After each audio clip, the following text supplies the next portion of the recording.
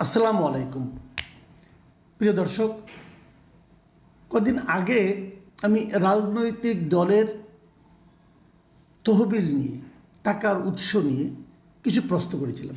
একটি দলের না, সব দলেরই। এগুলো আগে অবাধে চলতো, কেউ কিছু প্রশ্ন করতো না। তারা নিজেদের ইচ্ছা মতো চাঁদা আদায় করতো, নিজেদের পকেটে ঢুকাতো, অথবা এটাকে একটা ব্যবসা হিসেবে নিত। এরকম ছিল। এখন প্রশ্ন হচ্ছে, এই রাজনৈতিক দলটা চলবে কিভাবে? এই কথাটা আমার এত বলার দরকার দুটো কারণে। একটা কারণ হলো, সাধারণ মানুষ কিন্তু জানতে চায়, আপনি যে একটা পলিটিক্যাল পার্টি করলেন, আপনি কি একটা ব্যবসা প্রতিষ্ঠান খুলে বসেছেন যে এর মাধ্যমে আপনি ইনকাম করে আপনার এবং আপনার দলের লোকদের সংসার চালাবেন? এটা কি আই ইনকামের একটা ব্যবস্থা, সবচেয়ে লাভজনক ব্যবসা? এই প্রশ্নটা যেমন আসবে, তেমনি আমাদের নির্বাচন কমিশন যেটা আছে, তারাও কিন্তু তাদের আইনে স্পষ্ট বলা আছে যে যদি কোনো দল নিবন্ধন পেতে চায়, অথবা নিবন্ধিত থাকতে চায়, অথবা নিবন্ধন বজায় রাখতে চায়, তাহলে তাদের আয় ব্যয়ের হিসাবে ট্রান্সপারেন্ট থাকতে হবে। এই যে নিবন্ধন পাওয়ার যে আইনটা 2020 সালে যে আইনটা হয়েছে, সর্বশেষ যে আইনটা হয়েছে, সেই আইনটাই কিন্তু কেবল এই আপনার এই আয় ব্যয় না, আরও অনেক বিষয়ে অনেক খুঁটিনাটি কথা বলা আছে। সেগুলো নিয়ে আমি ধীরে ধীরে একটা আলাপ করব। আজকে যে আলাপটা আমি করতে চাচ্ছি সেটা হলো, রাজনৈতিক দলের অঙ্গ সংগঠন কি হবে। এই যে ছাত্রদের যে সংগঠনগুলি আছে, এগুলো কি রাজনৈতিক দলের অঙ্গ সংগঠন হবে? অথবা কোনো রাজনৈতিক দল কি এরকম একটা ছাত্রদের সংগঠনকে তাদের অঙ্গ সংগঠন হিসেবে রাখতে পারে, স্বীকৃতি দিতে পারে? স্পষ্ট আইনে বলা হয়েছে পারে না। যদি কেউ দেয়, তাহলে তাদের নিবন্ধন বাতিল হতে পারে। সোজা আইন। রাজনৈতিক দলের নিবন্ধন আইন যেটা আছে 2020-এর, তার 4-এর ধারা, সেখানে স্পষ্ট বলা হয়েছে যে কোনো শিক্ষা প্রতিষ্ঠানের শিক্ষক কিংবা ছাত্র কিংবা আর্থিক, বাণিজ্যিক বা শিল্প প্রতিষ্ঠান বা সংস্থার কর্মচারী বা শ্রমিকদের সমন্বয়ে বা অন্য কোনো পেশার সদস্যগণের সমন্বয়ে অঙ্গ সংগঠন থাকিবে না। যদি থাকে, নিবন্ধন বাতিল হয়ে যাবে। আমাদের এখানে কি ছাত্র সংগঠনগুলো রাজনৈতিক দলের অঙ্গ সংগঠনের মতো ব্যবহৃত হচ্ছে না? এটাকে একটু ঘুরিয়ে খায় সবাই। ঘুরিয়ে কি বলে? বলে এটা আমাদের অঙ্গ সংগঠন না, আমাদের ভাতৃপ্রতিম সংগঠন। ছাত্ররা তাদের অঙ্গ সংগঠন না, ভাতৃপ্রতিম সংগঠন। কারণ ভাতৃপ্রতিম সংগঠন জিনিসটা কি ভাই? এটা কি? আপনি কি আপনার ভাইয়ের সংসারে, ধরেন আপনার ভাই সাবালক হয়েছে, আলাদা একটা সংসার করে, সে তার বাসায় কোন চেয়ারটা কিনবে, কোন ডাইনিং টেবিলটা কিনবে, অথবা তার বাসায় কোন গেস্ট আসবে না আসবে, এগুলো সব কি আপনি নিয়ন্ত্রণ করতে পারেন? পারেন না। কারণ সে তো প্রাপ্ত, তার তো আলাদা সংসার, তার সংসার সে দেখবে। সে হয়তো আপনার সঙ্গে আলাপ আলোচনা করতে পারে। এই যে সম্পর্কটা, এই সম্পর্কটার নাম হলো ভাতৃপ্রতিম সম্পর্ক, ভাইয়ের মতো সম্পর্ক। তো সব কিছু আপনি নিয়ন্ত্রণ করতে পারেন না, কিন্তু করে না কি? করে, অবশ্যই করে। ছাত্রলীগের কমিটি কে হতো? ছাত্রলীগ যেটা আমাদের, যেটা নাকি এখন নিষিদ্ধ সংগঠন, যতদিন সেই সংগঠনটা ছিল ততদিন সেই সংগঠনে কে সভাপতি হবে, কে সেক্রেটারি হবে, কাকে বাদ দেওয়া হবে, এগুলি কে করতো? শেখ হাসিনা করতো। এ সবাই জানে। এবং তারা বলতো, নেত্রীর কাছে আমরা দায়িত্ব দিয়েছি আমাদের নেতা এবং কমিটি নির্বাচনের জন্য। অর্ধেক কমিটি নির্বাচিত, বাকিটা আবার নেত্রী করতো, নেত্রী বলতো তাকে দিয়ে, এবং তাদের সম্মেলনে সে যাইতো। এগুলো হতো। খুবই লজ্জাজনক কথা, কিন্তু খুবই ন্যাক্কারজনক কথা এগুলো, বাট এটা হতো। আইন তারা নির্লজ্জভাবে ভাঙতো এবং হতো। ঠিক আছে, এখন ছাত্রলীগ নাই, ঠিক আছে। বড় ছাত্র সংগঠন কোনটা? এই যে আমি এতগুলি প্রসঙ্গ আলোচনা করলাম না, এর কারণটা আমি বলি। কারণটা হলো, আজকে আমি সোশ্যাল মিডিয়ায় এবং আরও কয়েকটা সোর্স থেকে আমি একটা চিঠি দেখলাম। সেই চিঠি হলো, ছাত্র দলের দুজন লোকের তাদেরকে একটা দলের সম্পাদকের পদে পদায়ন করা হয়েছে। এই দুজন কে? একজন হলেন আরিফুল ইসলাম আরিফ, উনাকে এই সংগঠনের কেন্দ্রীয় সংসদের সহ দপ্তর সম্পাদক পদে পদায়ন করা হয়েছে। আরেকজন হচ্ছেন মোহাম্মদ নাজমুস সাকিব, উনাকেও সহ দপ্তর সম্পাদক পদে পদায়ন করা হয়েছে। 8ই মার্চের পদায়নের এটা নোটিশটা আমি আজকে আবার চোখে পড়লো আর কি। এই পদায়নে কি লেখা হয়েছে শুনেন, আপনাদের পড়ে শোনে একটা।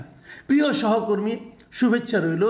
আপনি জেনে আনন্দিত হবেন যে বাংলাদেশ জাতীয়তাবাদী ছাত্র দল কেন্দ্রীয় সংসদের সহদপ্তর সম্পাদক, যুগ্ম সাধারণ সম্পাদক পদমর্যাদা হিসাবে আপনাকে মনোনীত করা হয়েছে। এখন থেকে আপনার মেধা, শ্রম ও যোগ্যতা দিয়ে দলকে সামনের দিকে আরও শক্তিশালী ও সুসংগঠিত করতে বলিষ্ঠ ভূমিকা পালন করবেন বলে দল আশা ব্যক্ত করে। ধন্যবাদান্তে কে ধন্যবাদ দিয়েছে?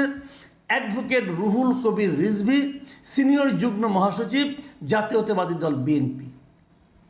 বিএনপির সিনিয়র যুগ্ম মহাসচিব তিনি সিগনেচার করে এটা পাঠিয়েছেন। উনি পাঠাতে পারেন না তো? ছাত্র দলের কে কি হবে এটা বলার জন্য রিজভিটা পারেন।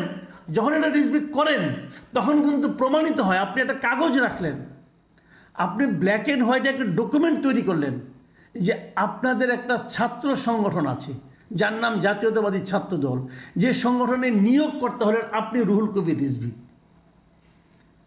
যখন আপনি এটা করবেন তখন তো আপনার নিবন্ধনই থাকে না রে ভাই।